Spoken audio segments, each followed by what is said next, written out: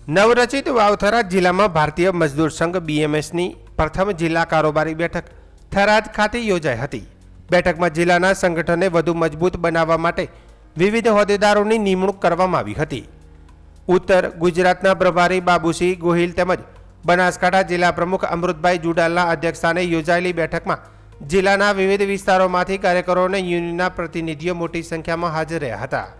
બેઠક દરમિયાન નવી જિલ્લા કારોબારીની રચના કરવામાં આવી હતી, જેમાં પ્રમુખ તરીકે અબાભાઈ રબારી, ઉપપ્રમુખ તરીકે ભૂરપુરી ગોસ્વામી, મહામંત્રી તરીકે થાનસિંહ ચૌહાણ તેમજ કાર્યકારી પ્રમુખ તરીકે નારણભાઈ નાઈ સહિતના હોદ્દેદારોની સર્વાનુમતે વરણી કરવામાં આવી હતી।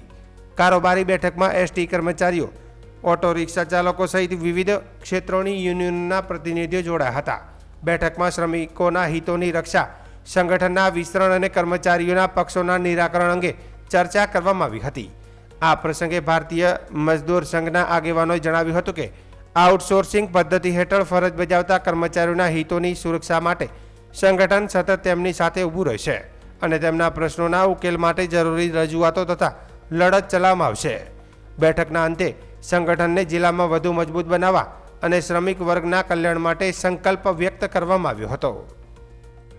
શ્રી અમીરસિંહ ગોહિલ, ઉત્તર ગુજરાત સંગઠન મંત્રી।